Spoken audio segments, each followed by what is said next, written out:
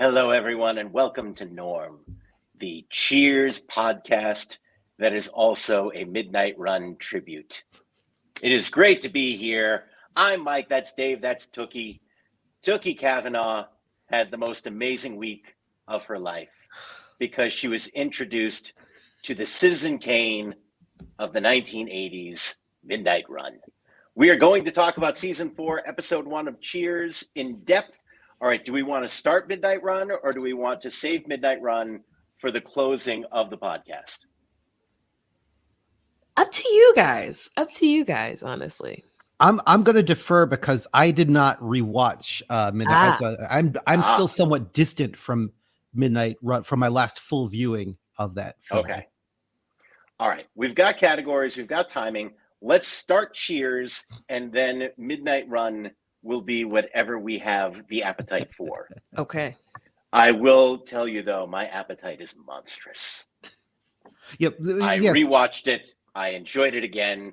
I'm quoting inappropriately. It's making me very happy. Yeah. Spoiler alert. This is I don't think I'm speaking out of turn when I say this is one of your absolute top 3 favorite films of all time. Yes. It all depends on the mood. It's somewhere in my top 10 for different reasons. And in the right mood, it can be anywhere from number 1 to number 10. Probably like number 1 to number 7. I don't know if it would ever drop below 7, but it's in there. There's never a time that I can't just have Midnight Run on in my personal space. It's just there and so quotable, and it does. I'm just such a fan of road trip movies. All right, we got to get somewhere. Let's go. I'm on board. I'm in. I'm all there. And then you just add the two of them, the comedy, the stakes are high the whole time. The supporting cast is so good. Yeah, it's so good. Midnight Run. Oh, go ahead. Sorry. No, go ahead. I was just going to say Midnight Run for Mike sort of serves the purpose of almost like a family portrait, to just have it hanging up and to see it brings him joy, both in the experiencing of the thing and also the memories that it generates. Yeah. I mean, not my family, but yeah, I get that in general. I was going to say that's really wholesome. No, I don't know why. I mean, road trip comedies kind of fell out of fashion after a certain point, I think. And as much as I'm familiar with some of the quotes and tropes that emerge from it, I actually also have not seen Planes, Trains, and Automobiles. Oh, wow. I know. Millennial swine over here. Yeah, no, very good. No, it's honestly I'm envious of people when they say things like that because they get to experience it the first time. And I try not to put too much pressure on the thing that they are going to experience for the first time. But yeah, it's great. And road trip movies in general, like Rain Man was on TV the other day, and I started watching it again. And it's going, oh, yeah. And I will go to my grave saying that Tom Cruise in Rain Man is maybe the most underappreciated performance of the last 50 years. Everyone gave so much love to Dustin Hoffman doing what is actually a pretty easy part. You get the little ticks and twitches down, and you don't have to be emotionally available as a character. You don't have to really do much of anything. You're just sort of doing this thing over and over again. And Mike, don't get canceled for being ableist. You're gonna get canceled. What? You're gonna get canceled. No, I'm not saying. Really? Yeah. Oh, is that not okay? No. But I'm not. It's fine. It's fine. This didn't happen. I'm not critiquing autism. I'm saying I think it's a problem with abled actors playing disabled characters, which is you just do this showy physical thing, like when what's his face played the famous Hawking, where it's just we just put such an emphasis on someone being able to do. To find these physical issues and recreate those, and the truth is that the challenge of that of Dustin Hoffman doing that is not the challenge of someone living on the spectrum or someone living with a neurological disorder. You're just recreating that. And I'm sorry, I will just say, as an actor who's had to do some of those things, those aren't the hardest things in the world to do. Yep. And, but we treasure them so much. What Tom Cruise had to do in that movie, where he's just carrying almost the whole thing by himself because he's with an actor who has a character who's emotionally unavailable to him the whole time, is really hard. And he's doing something kind of shitty, and yet you still kind of like that character. You have to have a personal connection to Tom Cruise's character while he's doing something really not okay the whole time. It's really impressive. In a funny way, and not to ever bring this back to Cheers, but it is sort of Dansonian in this sense that, yeah, you're watching like in some senses an objectively terrible person, but you have to be able to invest in their emotional arc over a series, which is I think one of the triumphs of Cheers, and yeah, it's the thing that like holds that movie together, is that we do care and we do root for Tom Cruise's character to kind of learn something or discover something over the course, which unfortunately, like Dustin Hoffman's character, I don't think, like, they're pretty much the same by the end of the movie as they are at the outset. In Rain Man? Yeah. Oh, I disagree. I mean, I'm saying this having not seen the movie for 20 years. Yeah. So I don't remember exactly Dustin Hoffman's character's journey. I don't even remember characters' names at this point. Yeah, and I think it's got something to say about how the people around Dustin Hoffman all of his life have limited their expectations of what he could do emotionally. That he does form a connection with his brother, that they said, no, you're not going to be able to do that. That is there, that Tom Cruise, realizes that what he does want is what's best for Raymond at the end, instead of just getting the money. It's worth a rewatch. I'm not saying everything in it has aged well, as clearly just my trying to attempt to describe the performance was bad. What was bad about what I said? In the interest of what we were talking about earlier, and like just trying to, when you know better, do better. What was not cool? Oh yeah, just okay. If I explain that, then I'm gonna get canceled. But yeah, I don't want to be the a lot guy of people like, would woke interpret culture is that. killing us. But at the same time, it's like if we can't have a talk about it, then it's like I can't learn why that wasn't okay. You know what I mean? Yeah, no, it's just, a lot of people might interpret that as you say, as you generalizing the experience of people on the spectrum and thinking like, oh, that's all there is to it, or that's all you have to do, or like minimizing their experience. People might interpret the language as that, even though it's clearly not. Right. But people pick things that people are like, they want to cherry pick clips, especially out of context, and be like, yeah. So yeah, which is, thank you for that. And it's a bummer, just because I feel like a big part of what I was trying to communicate is, one, I would like it if more actors on the spectrum got to play characters on the spectrum, because that's something that needs to start happening a lot more. And two, it just feels like someone like Dustin Hoffman, when he did that, suddenly that was what autism was to the society at large for forever. It's, if you are on the spectrum, you have math abilities and you do these specific things, and you have to watch Judge Wapner at 4. So that became to represent everyone on the spectrum at the time of Rain Man when that came out. So okay, good to know. Good to know. It's 2022 is hard.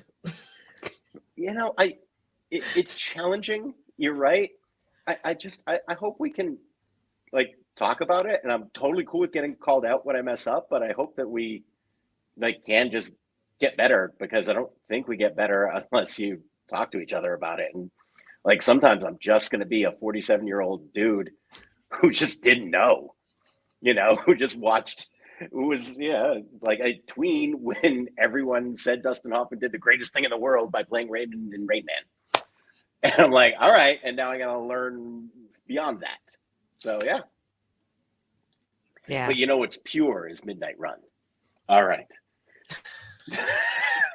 Midnight Run is pure. Let's talk a little Cheers. Cheers, season 4, episode 1. We have entered a brand new season. It's a season of change. It's to everything, turn, birth, death, love, and rice. Dave, when Cheers returned to the world, what was going on? We've rocketed past the summer of 85, and we are in September 26th of 1985. On the 27th, making landfall for the first time over 2 days will be Hurricane Gloria. Gloria. Which was I remember a fairly massive like preparation event that hit because it was going to strike all the way from the Carolinas up to New England. And I remember kind of like waiting out Gloria, which ended up thankfully kind of staying, the most of the wind stayed out in the Atlantic.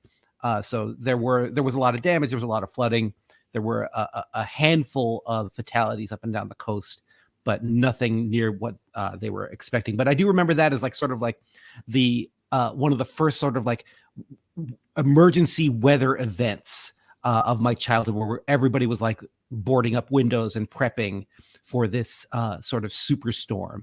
And I guess prophetic in a way, in that's probably how we're going to spend the remainder of our lives. But this was the event, as I recall it anyway. It's going to strike on the 27th, hit off Carolinas and sweep up the East Coast. Between the hurricane and Laura Branigan, was the mid-'80s the peak of Gloria? I mean, has Gloria ever had a better run? I mean, you had Van Morrison in the 60s, but I don't know if it quite hits that peak. And then, yeah, you've got what's her face covering it in the 70s, Patti Smith. But yeah, this might be peak Gloria. Gloria Steinem is certainly a presence, a huge presence at this time. Very true. That's a name that has faded. I don't know any Glorias in my personal life. Yes, you do. Uh-oh. Do I have a super good close friend named Gloria? Gloria Rose. Oh, I haven't seen Gloria Rose in so long. That's exactly right. Yeah, Gloria Rose, because she moved, which made me sad. She moved. She moved, and I have not seen her in a long time. Yes. Sorry, Gloria Rose. Hi, Gloria, if she's ever watching. Yeah, I'm sure she's a dedicated follower. But I don't think there's a lot of Glorias out there. I may be incorrect. No, I do think that's a name that has slid down the popularity slope. Yeah, it's weird to envision a baby named Gloria, which is weird because there's a song about called Gloria, which is about a baby. Oh, well, who's baby? Like the baby Jesus. Oh, that baby? Yeah, the baby. The baby, like the Batman. It's the baby. All right, Tookie, what happened in this week's Cold Open? Okay.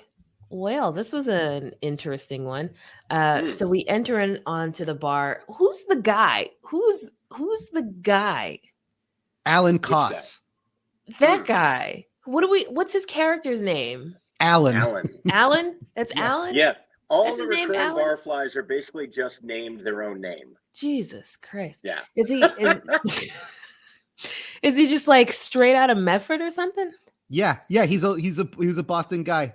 Oh my God. Okay. Well, Alan saunters in. He goes, Carla, give me a beer. And she's like, yep. All right. And he goes, well, what's the story with Sam? Isn't he back from Italy yet? And Carla says, no, 3 whole days and we haven't heard a word. And Cliff interjects and he says, well, he just went over there to stop Diane and Fraser from getting married. Don't know what could be taking him so long. And Carla replies, well, maybe Fraser is still thanking him. And Cliff says, well, I wouldn't be surprised if Diane had a Malone after her name. And Norm says, well, it could be Cliffy. Italy is an awfully darn romantic place. Almost went there on my honeymoon. Had the plane tickets, hotel reservations, everything.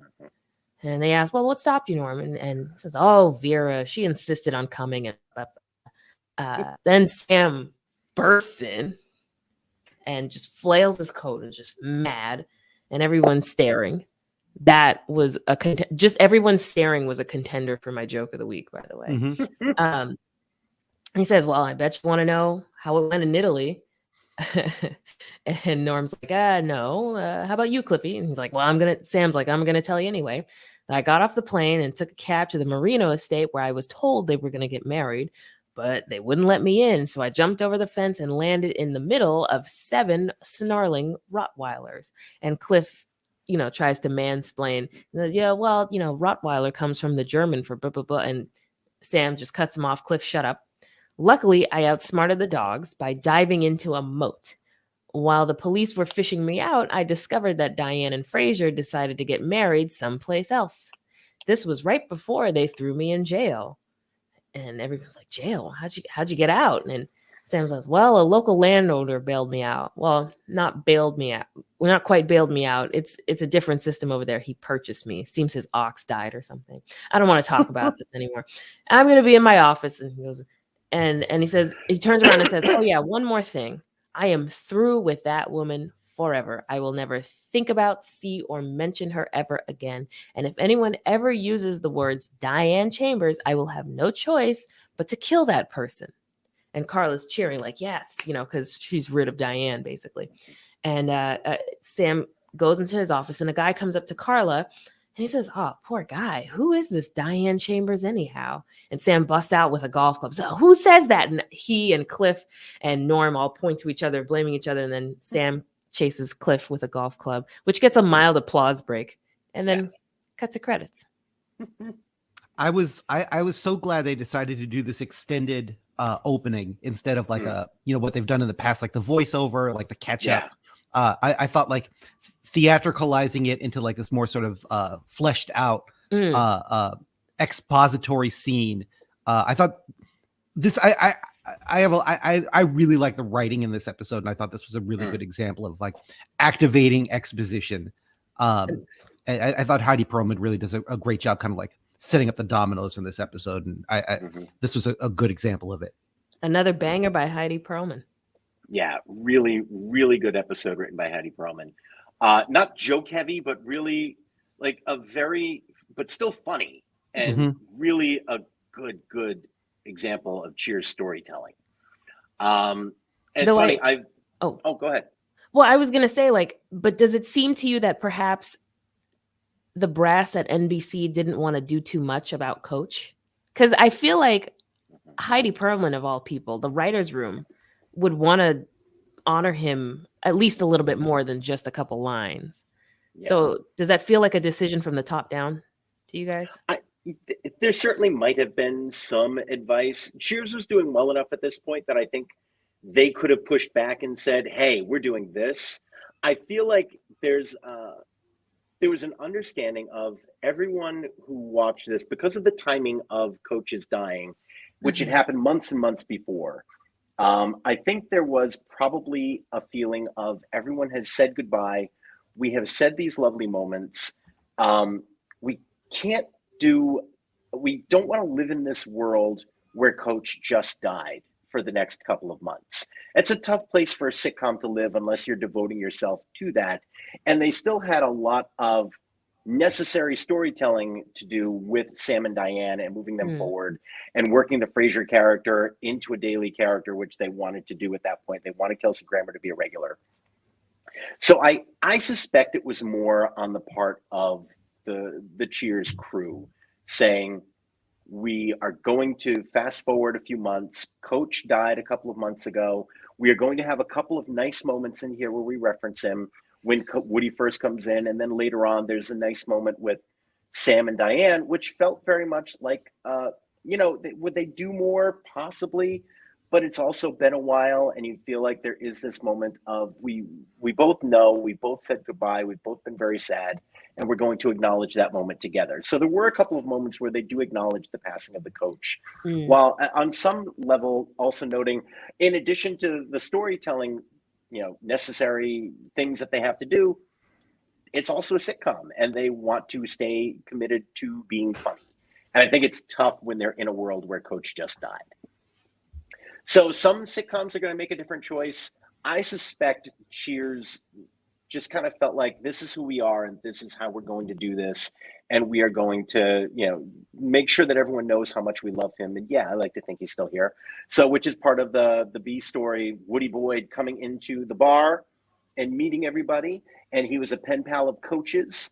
And so you exchanged letters? No, pens, which tickled me every time. It was And it was Coach's idea, which is Yeah. back to that joke. Just Yeah. great. just lovely. And then Woody finding out that Coach has died. And I really do. It's another moment where I'm reminded why Ted Danson is an outstanding TV actor.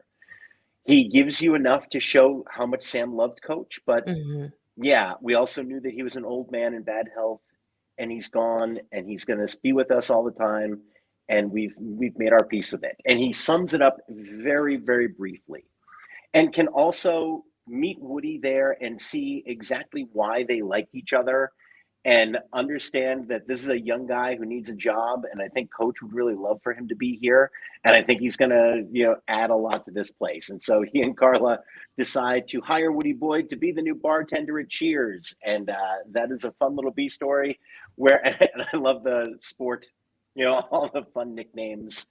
Woody really is introduced kind of perfectly in this episode. It's shocking how Yeah. seamless it feels. Yeah. He feels like he belongs right away. They don't go over the top with exposition. It's just immediately you understand. And Woody Harrelson understood very quickly who this guy was, and everyone understood how to relate to him very, very well. And you get why Woody Harrelson wound up becoming a movie star later on. Just as soon as he's on camera, you're like, oh, I like this guy. I want to spend time with him. Yeah, I like this. This is good. And yeah, fit in perfectly in a bar where that was the main calling card. You had to be someone that people wanted to spend a lot of time with. And it was really great. Frasier comes in after Woody's entrance, clearly tense. Give me a whiskey punk, asking where his good friend Sam is. Goes into the bar, goes into the back room, into Sam's office, pulls a gun on Sam. Sam is very scared for a moment and then quickly realizes that the gun is not loaded. And really, really Pete Kelsey Grammer in this scene. Just playing the trying to be Dirty Harry, not quite being able to pull it off, and somehow being able to win Sam back over and the audience back over after pulling a gun, albeit unloaded, on this person. It really worked, and it shouldn't. Anytime I've tried to explain this scene, you go, what the fuck is this scene? And somehow each time I watched it in the viewing, I'm like, yep, I'm on board. I'm okay with this scene. I'm completely fine with it. And it's because you're just seeing two masters of their craft know what has to happen and pull it off against all odds. They walk that tightrope every time. Really, really good. Frasier lets Sam know where Diane is after saying we did not get married. She ran away and then lived a debaucherous couple of months in Europe. And now she's living with the Sisters of the Divine Severity an hour outside of Boston.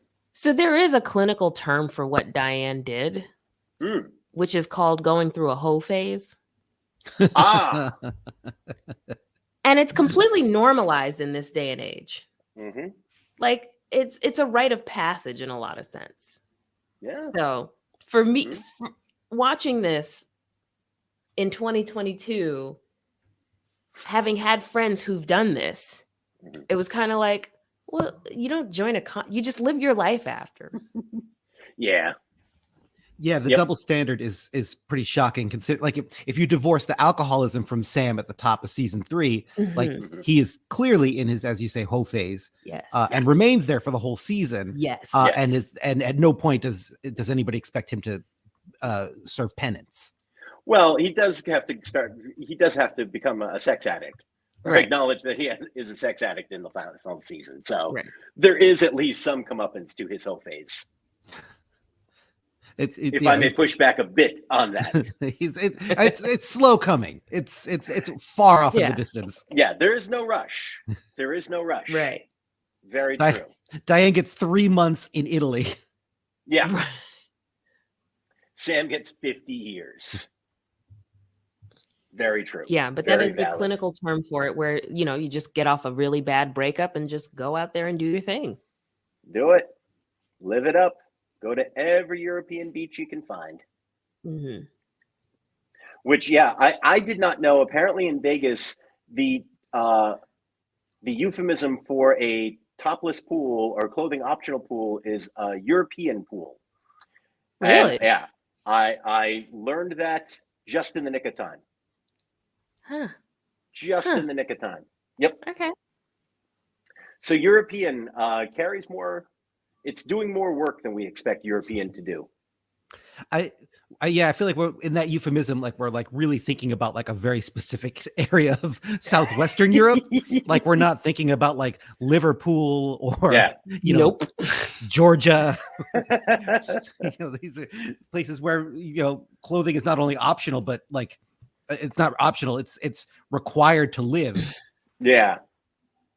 Yeah. I don't think you're getting the Scandinavian experience. No. At the Win. So of course Sam promises not to go and see Diane, and in the next scene he is in the convent. And just really love the whole convent scene. So good. It's so good. All the guest star actors are great in it. Diane is there. She is living her life. You can see her almost envisioning herself as Julie Andrews in this scene, just getting the rice ready, talking to the nuns just humoring her, making her feel like she's doing a good job when she's poisoning them slowly. Sam comes in. Hello, Sam. The scream is perfect. I love a good Shelley Long scream. She does it so beautifully, where it really feels blood curdling while not making you feel worried about her.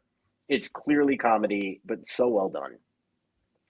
And they have the moment where they acknowledge that Coach is gone, and she is saying she needs to be here. He tries to get her to come back to Cheers. She thinks she belongs in the convent. She feels needed, and she needs to feel needed. And then he tells her, I know we're just friends now. This is just a friend, but I did want to tell you, I tried to call off the wedding, and you always thought I was not romantic, which is this great moment of that so many guys do of, hey, I still have feelings for you, but I'm going to tell you in a way where I act like I don't have feelings for you. But if you do have feelings for me, clearly, I will then acknowledge my feelings for you, but this is keeping me safe. And it's played really well. And then leaves, and then she has a great scene with the Mother Superior as she talks about what should I do. And yeah, put your faith in God as she eats Diane's rice and says, I know I'm going to. And it cracked me up every time. She kills it. What? Crushed it. What could have been in that rice? I don't know, but that's what's wonderful. I imagine heavy garlic. Oof. Like something that just defeats the purpose of bland rice in a religious setting. Just like I don't think Diane would go Tabasco. So I'm trying to think of what a blue blood from Connecticut would think she could add to rice to make it work. And I keep coming back to like garlic, cumin, things like that. I would suspect that she's not properly. I think you're not wrong in terms of saying that she's slowly poisoning the sisterhood, because I wouldn't imagine Diane knows how to properly wash rice before cooking it, because there are small traces of arsenic in rice if you don't wash it out first. Yeah. Fun fact. Yeah. Yep. Good to know. All right. And then Sam leaves, or Sam is gone. Diane is washing the floor and speaking to God and asking for a sign to help her know what to do. Sam comes back in and asks if there is a men's room. Gets a huge laugh. She doesn't get that that's the sign at first. Would you put a men's room in a convent? Right now I would, yes. Leaves. She realizes that's the sign and says to God, it's not the parting of the Red Sea, but I'm nitpicking. Credits. Really, really great episode. Brings us right back to speed. Showing, not telling. Just very, very, very good. You know exactly where everything is going. You know where they've been. You know how they're feeling. It was funny the whole time. You're connected to them all emotionally. I just loved it. I thought it was such a great Heidi Perlman episode. Yeah, I agree. Like I thought, just my feeling. I thought she did such an exceptional job of kind of like setting the pins. like I know exactly where this season is kind of like pointing. I mean, I don't know everything that's going to happen, but in terms of like setting up the Kelsey Grammer, Shelley Long, Ted Danson triangle of awkwardness, and also in like introducing Woody and understanding that he's going to have to be an integral part, like as we get to know him. Like this episode just does such an exceptional job of kind of deepening our understanding of the three kind of most important characters that we're going to follow, and also giving us this kind of new person to get to know, who's like occupying, like in a very sort of touching way, like the space that that Coach used to occupy, but isn't gonna like sort of be Coach part two, and isn't trying to be Coach part two. Yeah, just like I'm like, I watched this and I was like, I'm so excited to see where this is going to go. Yeah, and that's the thing about these Diane seasons, and I'm very excited for season 4. I've just kind of glanced. I haven't watched any of the other episodes, but I've glanced at them. A lot of times I've gone, oh, I love that one. Oh, yeah.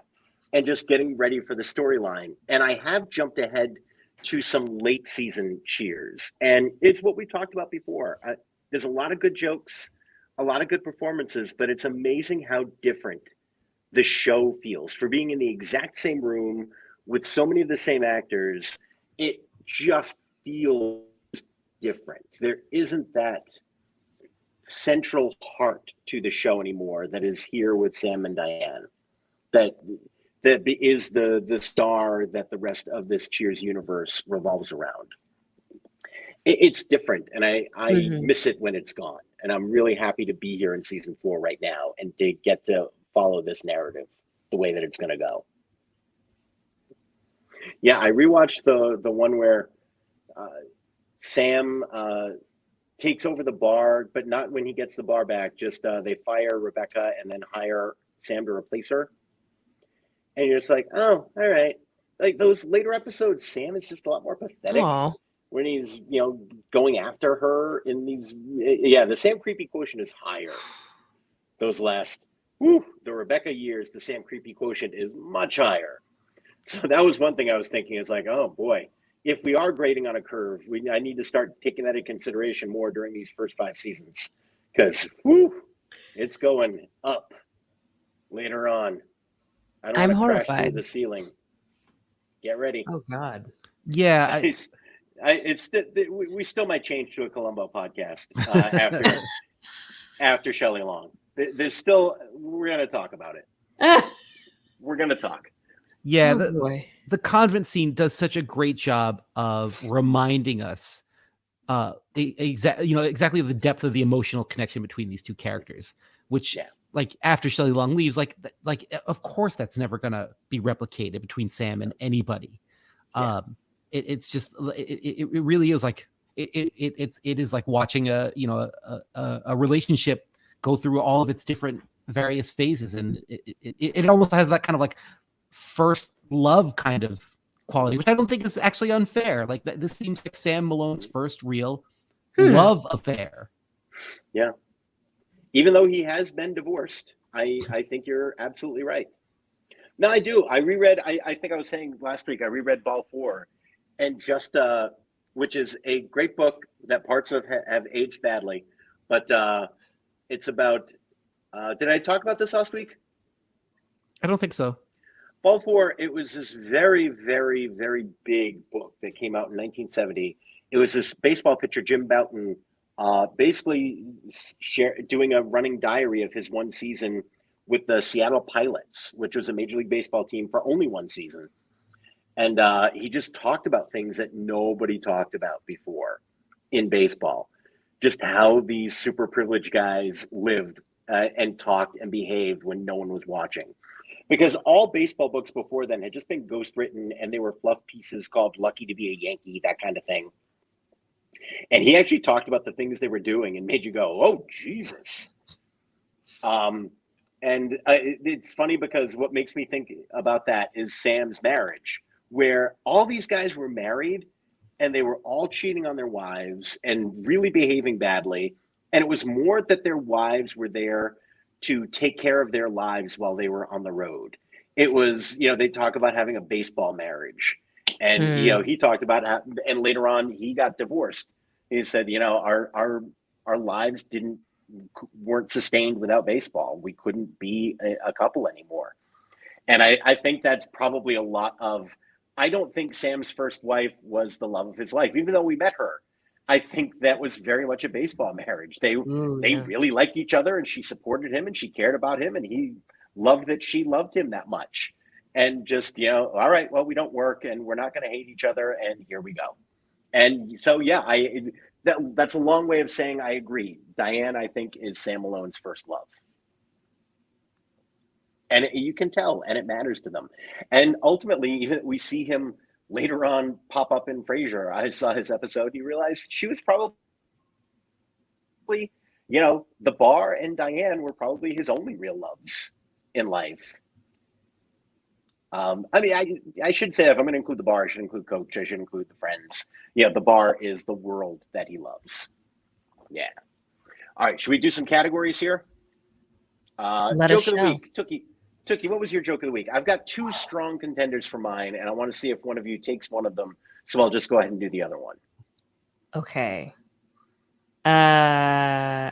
Close second was Diane's "What the heck?" correcting her in correcting herself. But it was just slightly edged out by the rice inspector he just left. He was a man from my past. There's no need to explain, but I feel I must. I knew you would. You would.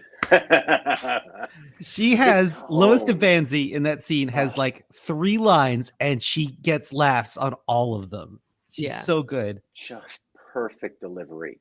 Like well-written jokes elevated by the delivery so beautifully. Yeah, great one. Dave, your joke of the week.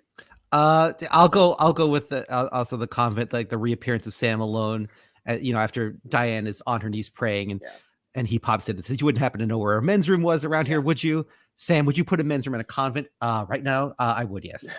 All right, that was one of my two. Yes, that's I've never identified as strongly with a character in a sitcom as I've never left or arrived at a location in the past 10 years without having to use the restroom. I felt that so concretely. Oh, so strong.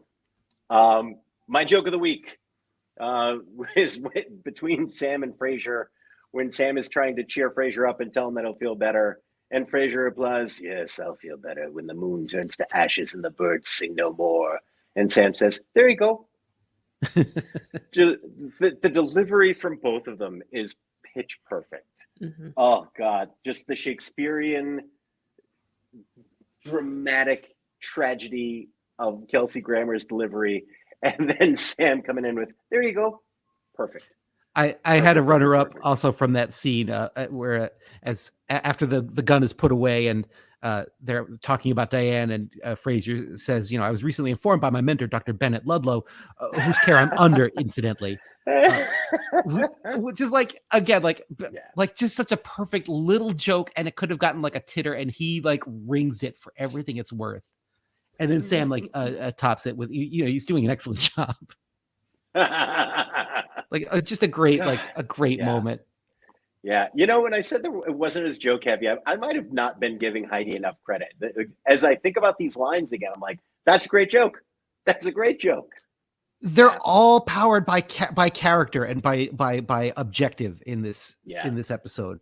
So every time one of these characters like slips in one of these jokes, it's got this. It's fueled by need, and it's really, really delightful. I feel like Heidi really knows the characters as people better than almost anyone. She gets it. Mm-hmm. She gets it. Yeah, and the jokes are never outside the story. They drive the story, and they're things these characters need to say. It's really good. 80s moment of the week. My 80s moment of the week is convents. I feel like after the 80s, convents were not as big a part of life. Like in the 80s, you knew you drove by convents, you knew what a convent was. My child would have no idea what a convent was if I mentioned it to him. And just the fact that the population of nuns has fallen off so dramatically. One of the convents in my hometown just got torn down, and a 7-Eleven is going up there. And that is not a joke. That is not a figure of speech. The convent is gone, and a 7-Eleven is replacing it. They literally paved paradise and put up a parking lot. Yep. Wow. So yeah. Yep. I grew my neighbors growing up in Fitchburg, Massachusetts was a convent.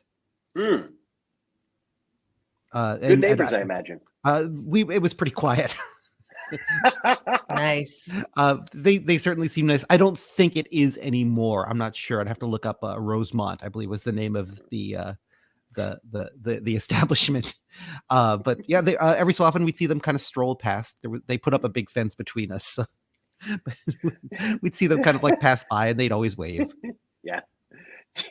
Do you think that happened after they heard your last name? I'm not gonna cast aspersions on anybody. I mean, I would have certainly looked out my convent window at the repulsive little rabbin out children running around in the backyard and been like, you know what, let's put up a chain link around this one. We don't need them on the lawn. What was your 80s moment, Dave? I'm going to go with the idea that like guns could be funny.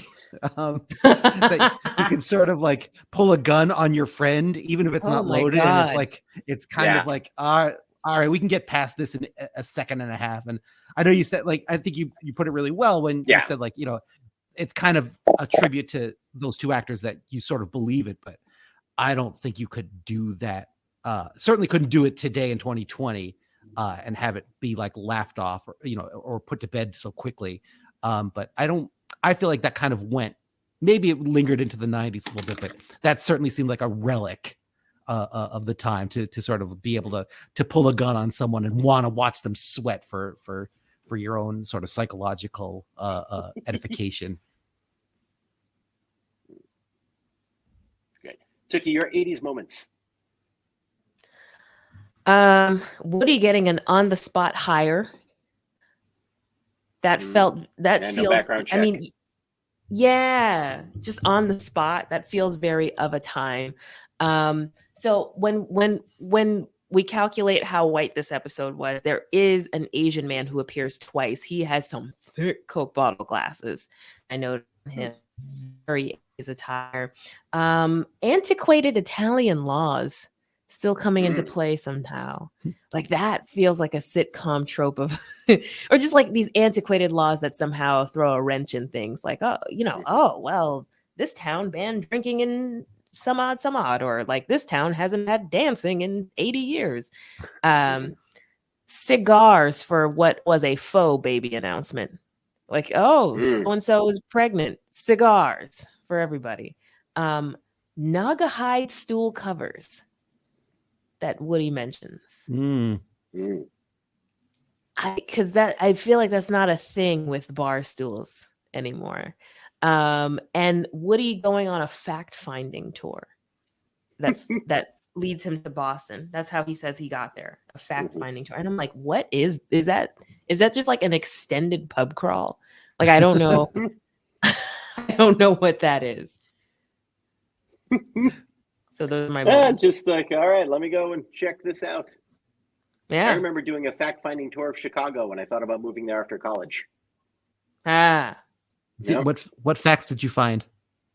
That I was too poor to actually pick up and move to Chicago. I thought about it. No, I did. Actually, I think what ended up happening was just that I got a job in Boston and was like, all right, I'll work here for a little while. And then I got the Montana tour, and then I was gone. And then I didn't feel like moving again. I wanted to put down some roots, and so I went back home. But if I hadn't gotten like a job kind of quickly in Boston, I think I would have given Chicago a whirl. It was a fun town. And I thought it would be really great to give Second City a try. I wanted to try to take some classes there and give that a whirl. I think I did a similar fact-finding trip out to Chicago in the early 2000s, around 2005, 2006. You thought about moving to Chicago that late? We were talking about it. It was before we got married, so it would have been like 2003. It was right after I finished grad school.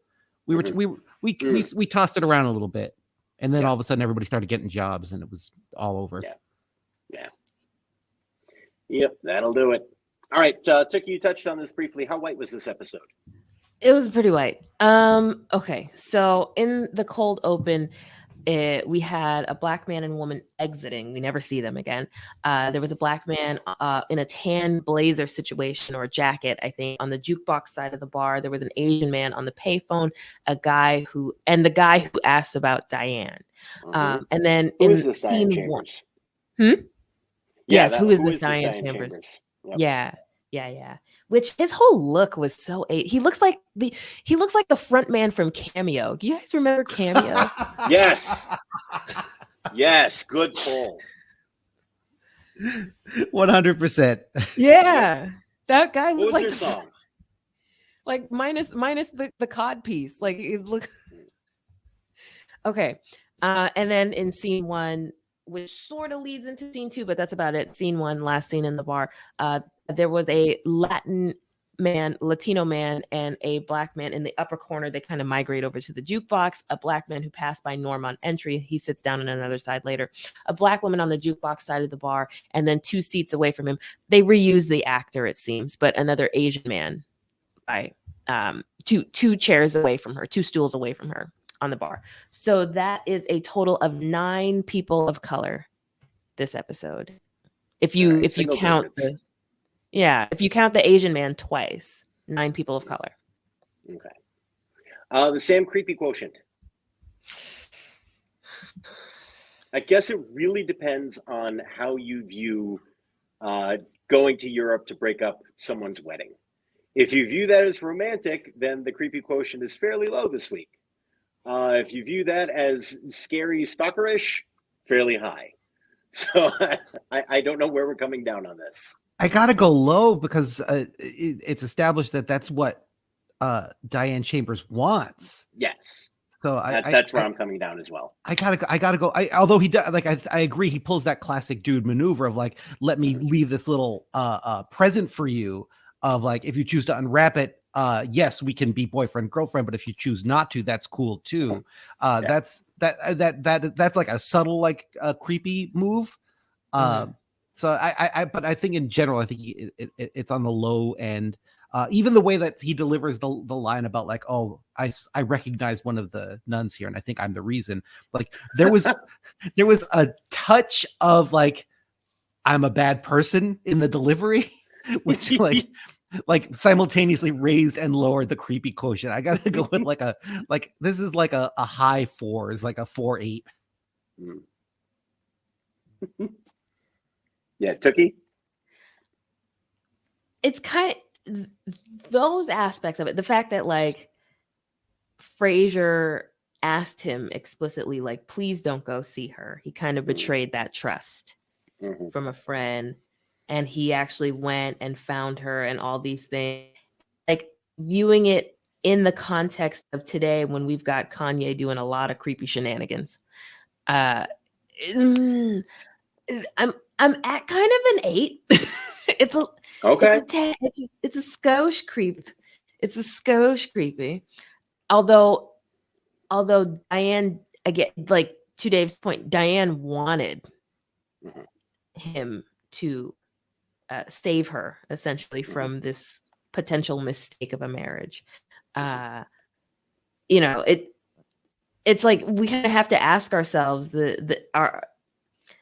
were we not seeing how actually weird it was to persist with affections like that, the way that we encourage men at a certain point to just psst, like that outside the house with a jukebox, outside the house with the signs, to me you're perfect. Like, is this persistence actually romantic or just kind of weird? It's a tough question. Yeah. Yep. Yeah. 2022 is hard, guys. It's not easy. It's not easy. But you know what's easy? Midnight Run. Oh my God. All right. So we put season 4, episode 1 in the books. We can't really rank it the rest of the season because it's the first episode. but we all loved it. We all gave it its love. What did you think of Midnight Run, Tookie Kavanaugh? I enjoyed it. It was, I was pleasantly surprised. Oh, that was high pitched. No. It's just that the only thing that didn't seem accurate to me is Robert De Niro married to a white woman. Mm.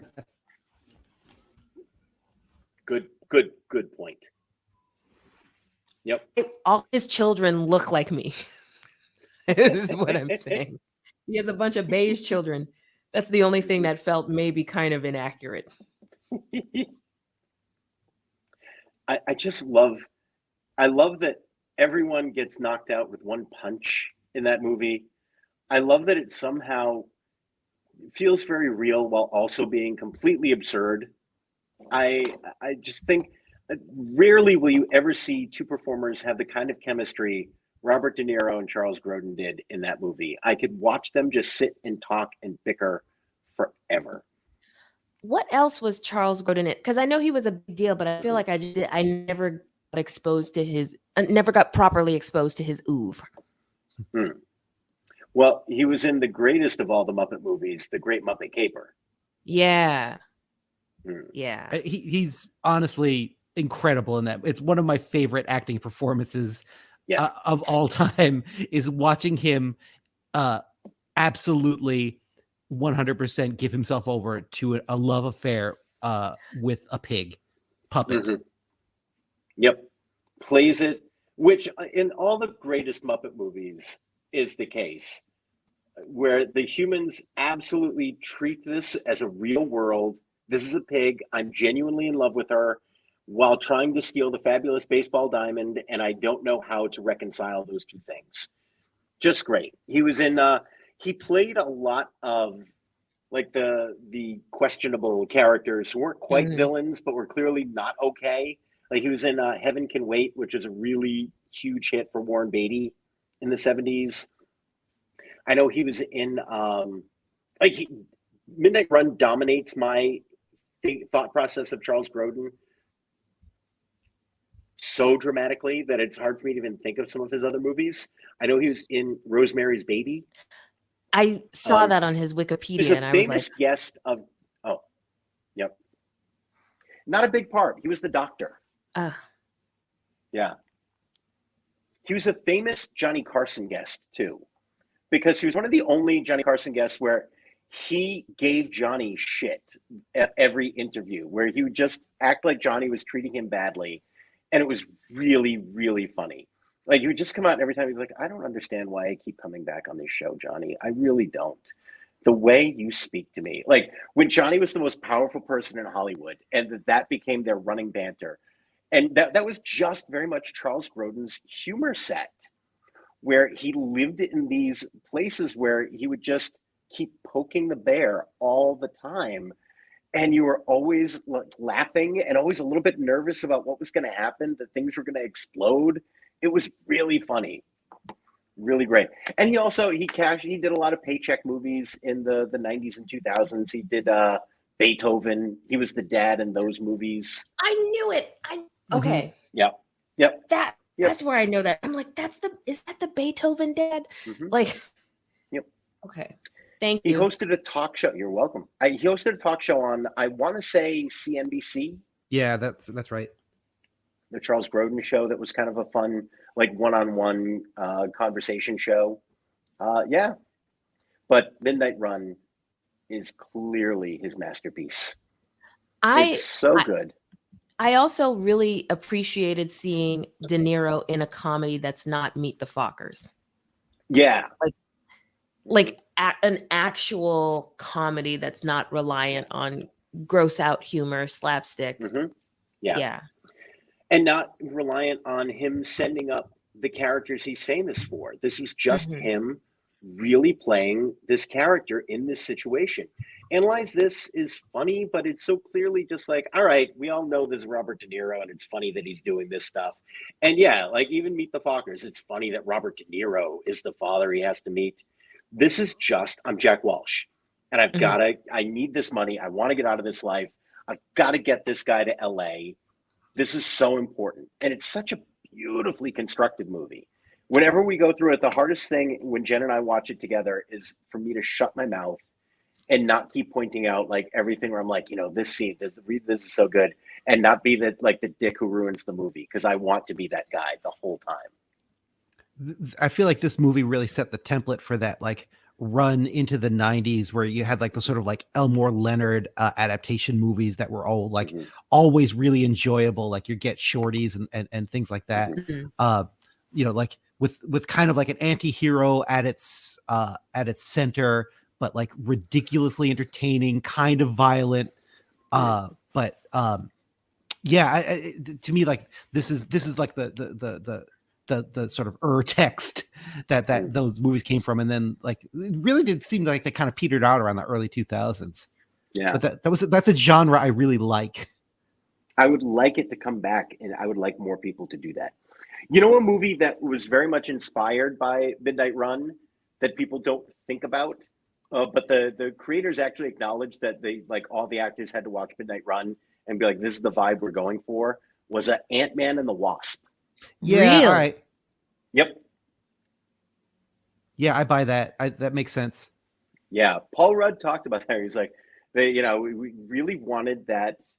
It's a we got to get here vibe. Like we're on the move. We've got an objective. We got to get there.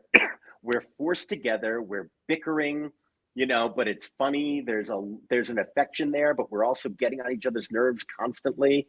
And that Midnight Run was very much the vibe they were going for in the sequel to Ant-Man. Paul Rudd has a little bit of like a sort of like modern day Grodin-ishness to him.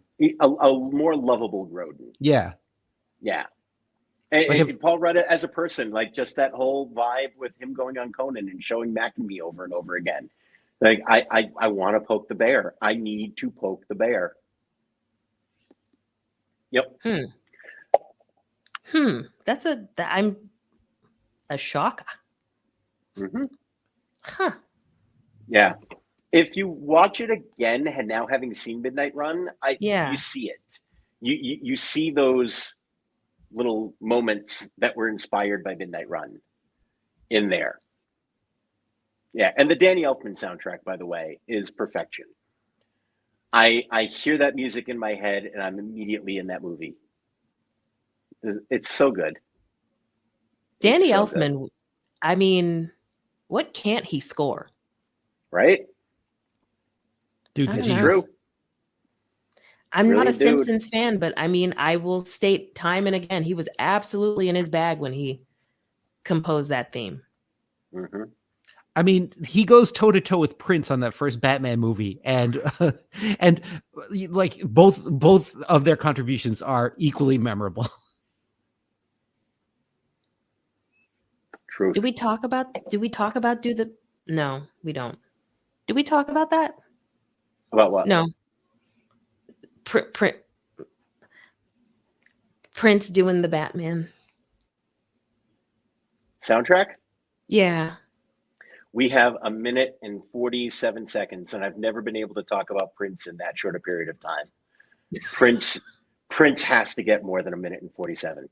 There was TheRinger.com did a really fun oral history of Prince's Batman soundtrack and how that came to be. And how it's like, look, Danny Elfman's doing the score, and you're not really going to have songs in the movie, but we want to do an album by Prince inspired by Batman. And Prince was like, I'm in. And then it was just really wild how that album came together and how it's still kind of fun. Like it's not a top 10 Prince album, but because he had 1,000 albums. But whenever like Bat Dance comes on and all those music, I rewatched Batman '89 to wash the sadness of the new Batman out of my mind, and it's fun, and the music is there. It pops up in places. It's all good. All right, we got to wrap this up. Anything to plug for this weekend? Go ahead. Oh no, go ahead, Dave. I'm doing an improvised musical at Kismet Improv on Saturday night. If you want to come down to Pawtucket. Beautiful. And Tookie? I will be Two Truths and a Lie, very fun storytelling show this Friday at Arts at the Armory at 7 p.m. Very nice. All right. Get I out might be there, lying, catch might those be things. lying. You're going to have to find out. Go buy Dave's album. And yeah, go watch Midnight Run. What are you waiting for? Go do it. Here come 2 words for you. Shut the fuck up. Have a great week, everybody. Bye-bye.